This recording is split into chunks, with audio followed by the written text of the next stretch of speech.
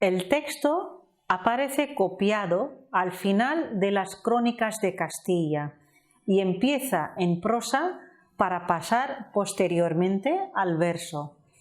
Esto implica dos cosas: que el poema era considerado fuente histórica y que el autor de la crónica estaba prosificando el texto. La estructura del texto parece un recocido de diferentes historias. Hay un interés por entrelazar la historia de Rodrigo con la de las diócesis de Palencia. Esto ha hecho suponer que el autor fuese un clérigo que utilizase elementos épicos para propaganda de su diócesis.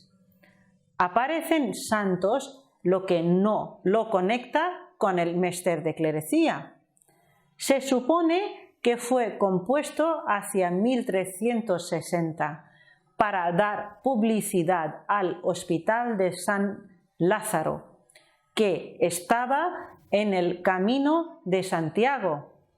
Ahora se hace a Rodrigo fundador del hospital, tras aparecérsele San Lázaro.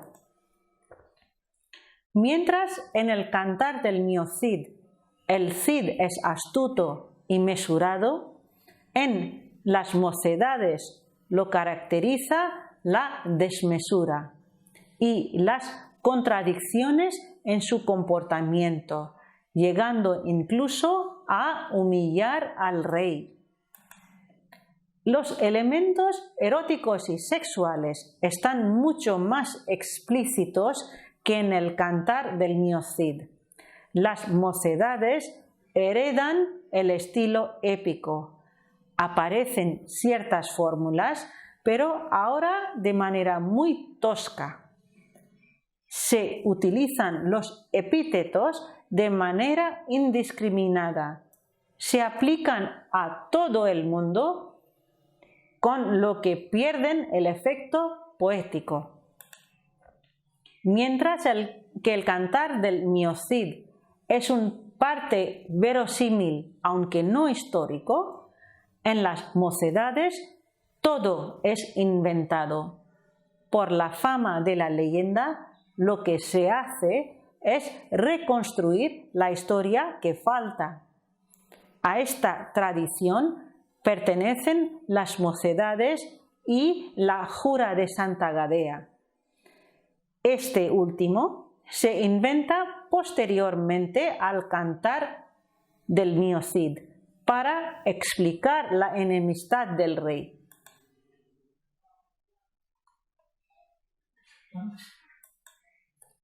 Esta obra cuenta la historia de la derrota de Roncesvalles y las crónicas oficiales francesas querían ocultar este hecho.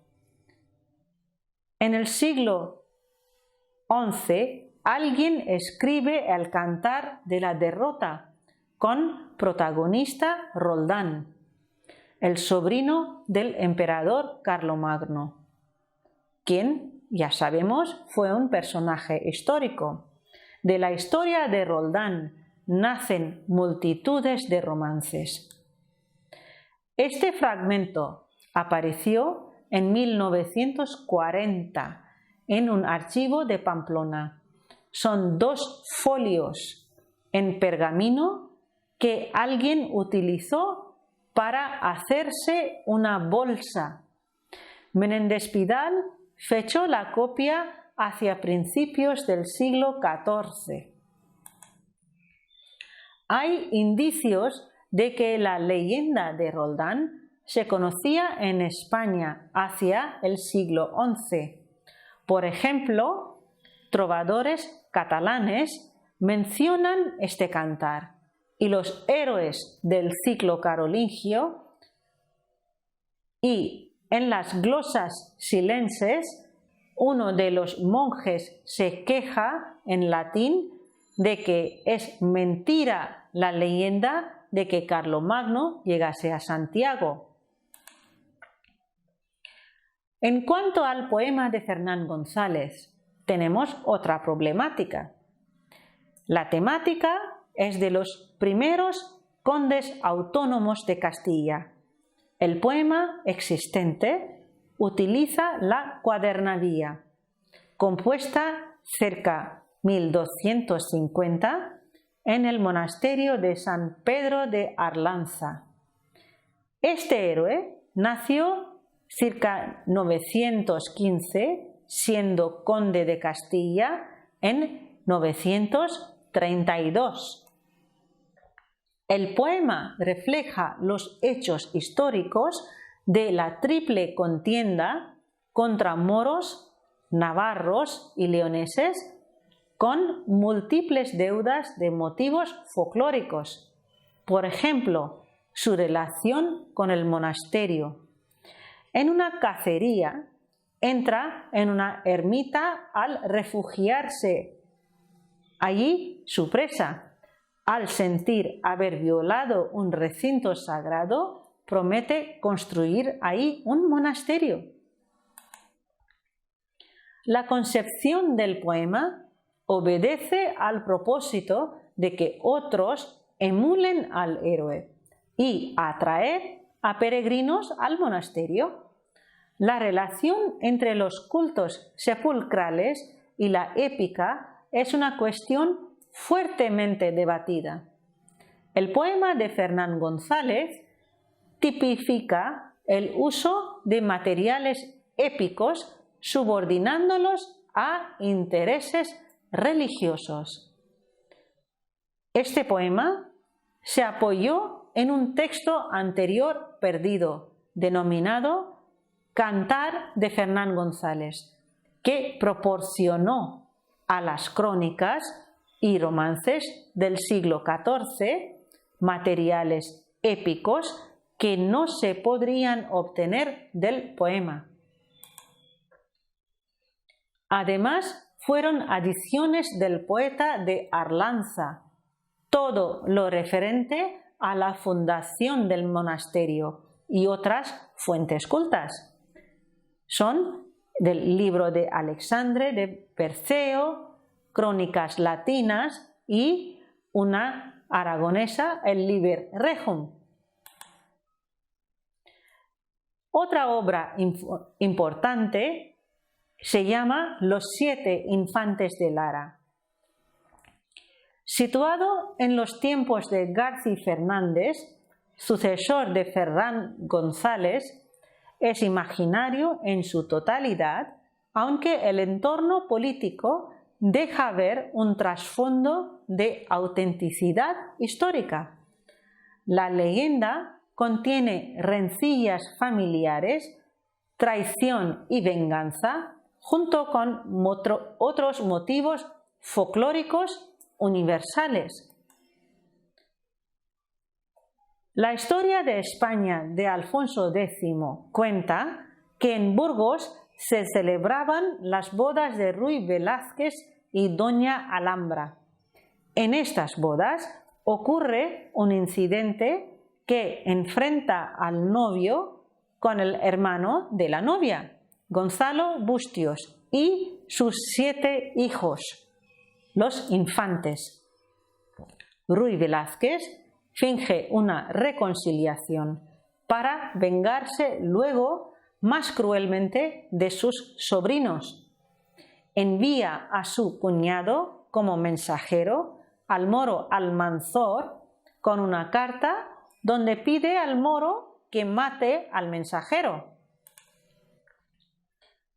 Se puede fechar la obra hacia el año 990 por la situación política que refleja.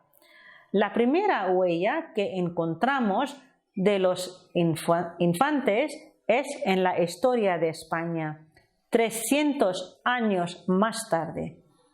Aquí se atestiguan 3 nombres: Diego, Gonzalo y Fernando. El 7 es un motivo folclórico, tal vez el número de hijos era menor. Se supone que una elaboración temprana de un poema similar a los 7 infantes y recogido en la historia, se compuso no mucho después del año 1000. Hay un núcleo histórico a partir del cual se va desarrollando la bola de nieve de la leyenda, desde el acontecimiento de los hechos hasta 1270 con la historia alfonsí. No se ha encontrado noticia de la leyenda en ninguna otra crónica. Las disputas políticas son las que refleja la leyenda de los infantes. Esta es la época heroica, no solo una fuente de inspiración de poemas posteriores, sino también en el periodo en que estos se originan. La leyenda de los infantes de Lara ha dado material épico para romances hasta hoy. Entre la crónica de 1344 y la tercera crónica general se encuentran divergencias entre los textos en verso prosificados. No se puede reconstruir un solo texto, aunque los dos siguen un mismo cantar. En este había divergencias. Otra obra épica es de la joven Castilla. Se llama La Condesa Traidora. Este texto está desaparecido. El asunto es contemporáneo a los 7 infantes de Lara. Narra los infortunios del conde Garci Fernández. Tenemos un resumen en la crónica najerense latina de siglo XII y una versión muy completa en la General Historia. Otra obra es Las Mocedades de Rodrigo. La copia que se conserva hoy es bastante tardía. Los poemas que tratan sobre la infancia de los héroes son posteriores a la narración de sus hazañas más tarde. Estos poemas permanecieron en la memoria colectiva de un pueblo y habrían sufrido múltiples refundiciones, adaptaciones y ampliaciones, dado su carácter oral, hasta llegar a formar un cantar de gesta. Los cantares pasan por diferentes fases y en cada fase manifiestan características muy particulares.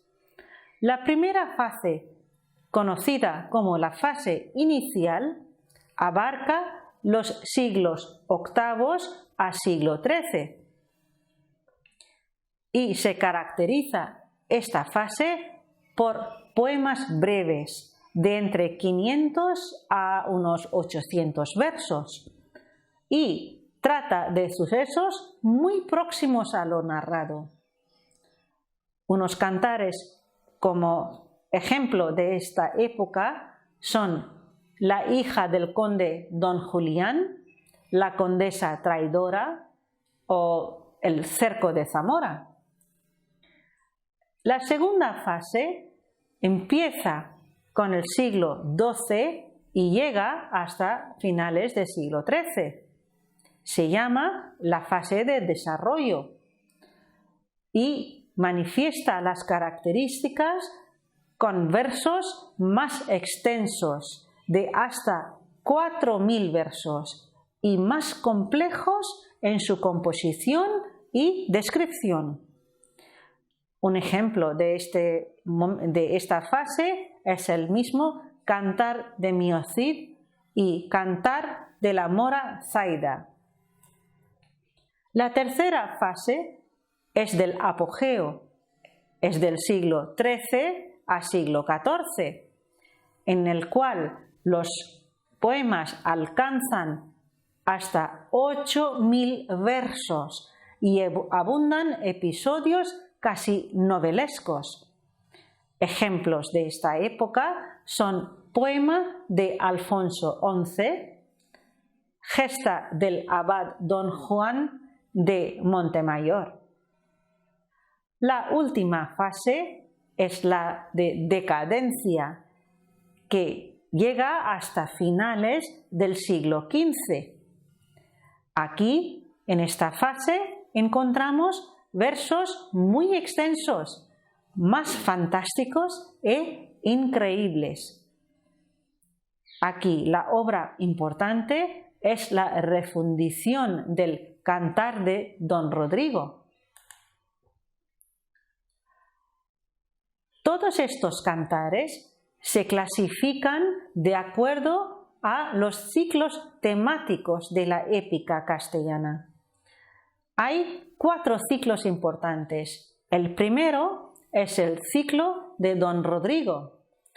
En este, la temática general es la llegada de los musulmanes a la península y la conquista árabe tras la desaparición de los últimos nobles visigodos. Una obra señalada de esta época, de este siglo, es La hija del conde Don Julián. El segundo ciclo es de los condes de Castilla, que trata de los sucesos vividos en la época de los primeros condes de Castilla hasta llegar a la muerte del último. Por lo tanto, hay intrigas, traiciones, venganzas, muertes. Y la obra ejemplar aquí es Cantar de los 7 infantes de Lara. El tercer ciclo es el ciclo del Cid, en el cual, además de la figura del Cid, los temas se relacionan con los reyes de Castilla y León, sus disputas y sus acontecimientos históricos de la época. Una obra ejemplar de este ciclo es Cantar de Sancho II o Cerco de Zamora. El cuarto ciclo se llama Carolingio, en el cual el eje principal se constituye por Carlomagno, el rey de los francos y emperador de Occidente. La obra magna de este ciclo es Cantar de Roncesvalles. También hay textos hispánicos perdidos de este grupo. En España tenemos solo 3 ejemplares en forma métrica tradicional, quiere decir versos asonantados de longitud irregular, de 14 a 16 sílabas. Y el segundo, el Cantar de Mio Cid, las mocedades de Rodrigo, Roncesvalles, del cual se guarda solo un fragmento. Todas estas obras, las 3 que enumeramos, son fragmentos. 2 de los 3 poemas épicos que se han conservado tratan del Cid. Además, el poema de Fernán González, reelaboración en otro metro diferente. Los cronistas medievales vertieron los poemas épicos en sus obras. Ya la Historia de España, o también conocida como Primera Crónica General de Alfonso X, el Sabio, hace un gran uso de la épica. La General Historia se sirve de la épica de 2 formas. Nos da un resumen bastante completo de varios poemas y, por otra parte, versiones prosificadas de extensos pasajes de unas pocas obras. Si cotejamos el Cantar de Mio Cid con la sección correspondiente de la General Historia, esta sigue al Cantar del Mio Cid, fielmente en las últimas etapas de la vida del héroe. También existe una supuesta serie épica en torno a la conquista árabe.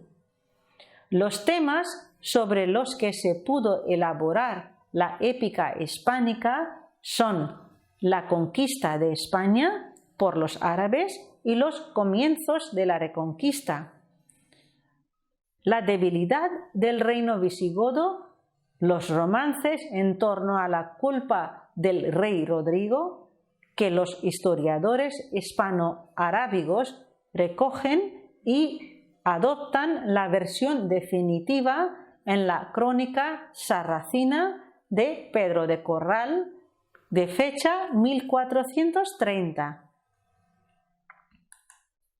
Otro supuesto poema épico, el de Covadonga, la primera batalla de la Reconquista, recogida por dos versiones de la Crónica Visigotorum del siglo IX. Podemos concluir que la invasión árabe no constituye la edad heroica española. También hay otra épica que se llama épica carolingia. Todo lo que hoy nos queda es el fragmento de Roncesvalles, que expresa el lamento de Carlomagno sobre los cadáveres de sus guerreros. El manuscrito es de principios del siglo XIV y la composición del poema en dialecto navarro-aragonés de finales del siglo XIII. Esta pieza parece referirse, al igual que su fuente francesa, a hechos históricos, aunque profundamente retocados por la imaginación. Esta traducción de un cantar francés demuestra que la épica francesa se conocía en España en traducción. En las crónicas se hace referencia a las leyendas carolingias. Se compuso, sin duda, bajo el influjo de la épica francesa, sobre todo de la obra de Chanson de Roland. Hola, muy buenos días. Bienvenidos a EPG Pathshala de español. Estamos en el paper 9 que se titula Literatura medieval. Me llamo doctora Alka Jaspal e imparto clases de literatura española medieval en la Universidad Nehru de Nueva Delhi. En este módulo hablaremos de la épica medieval. Los cantares de gesta son la versión europea medieval de un género universal, la épica tradicional cantada. Existe no tan universalmente como la lírica, pero sí en muchas partes y en diferentes épocas.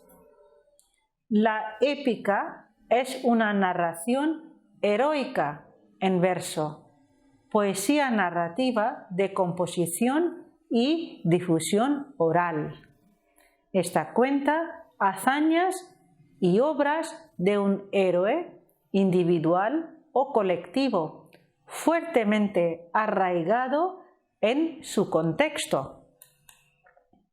El tema preferido es el conflicto bélico y suele tener un papel aglutinador de una colectividad. Toda la épica posee rasgos comunes en las diferentes culturas. Hay dos tipos de épica: épica heroica, popular oral, y por otro lado, la épica culta, que es escrita.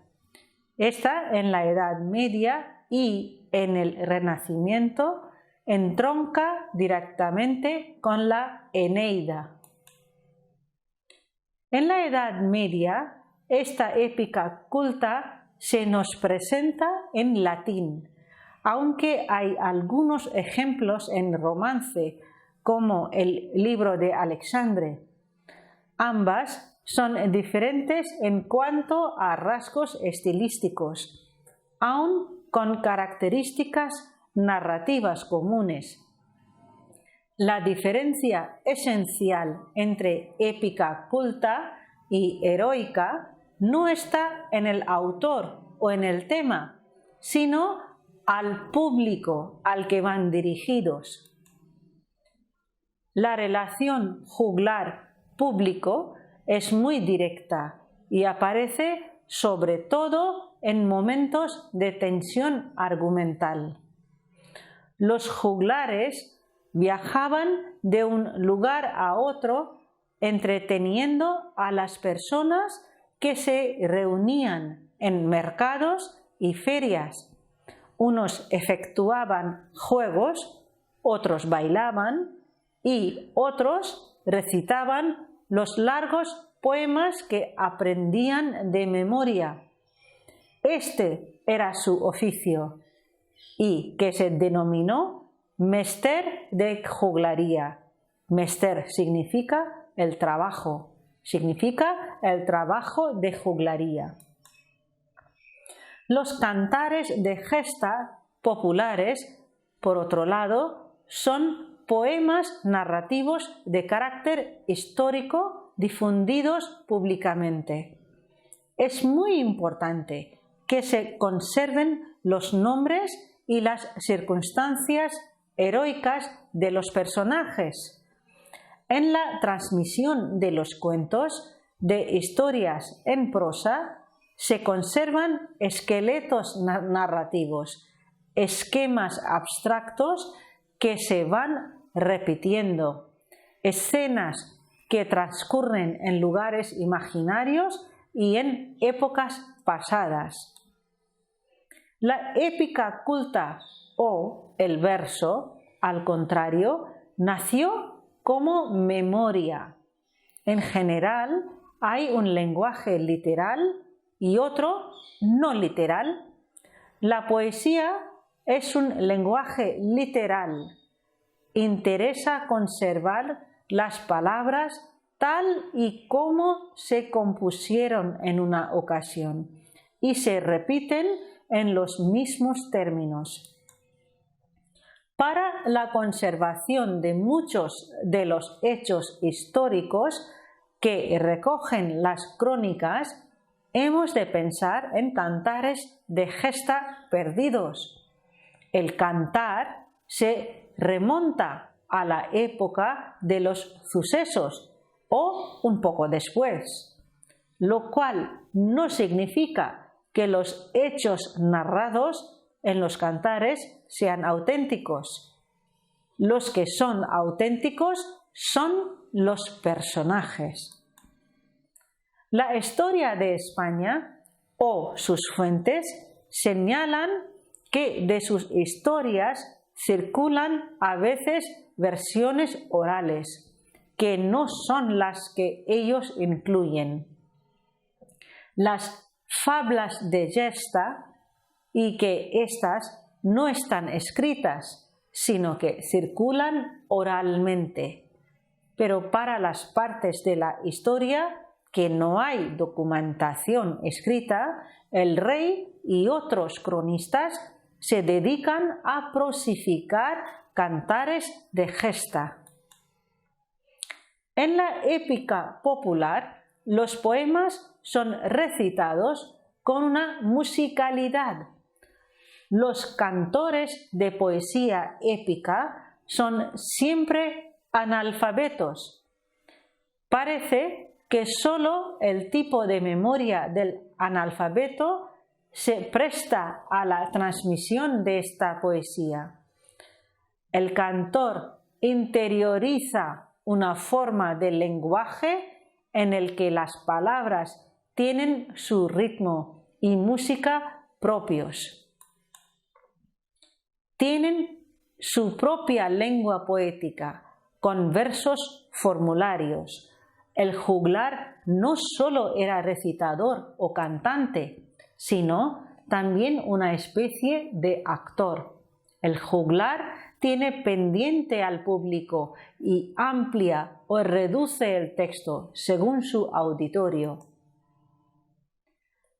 En cuanto a la lengua de los cantares, la poesía épica tiene un cierto aire arcaico que le da majestad, una calidad regia. Transmite un mensaje de tiempos heroicos. El papel de los juglares afectó a la ejecución de la épica, no a la composición. El cantar de gesta es anisosilábico, no tiene igual número de sílabas en todos los versos. Esto está íntimamente vinculado al canto. Es un rasgo primitivo. Lo vemos sobre todo en la épica francesa, donde hay más ejemplos. Los más antiguos cantares son anisosilábicos y asonantados. Los modernos son isosilábicos y consonantes. Los cantares tienen un origen muy anterior al de su composición por escrito. El filólogo Ramón Menéndez Vidal expuso su tesis neotradicionalista y mantiene que el origen de los cantares procedía de antiguos poemas épico-líricos, compuestos en el mismo momento que el narrado. Estos poemas permanecieron en la memoria colectiva de un pueblo y habrían sufrido múltiples refundiciones, adaptaciones y ampliaciones, dado su carácter oral, hasta llegar a formar un cantar de gesta.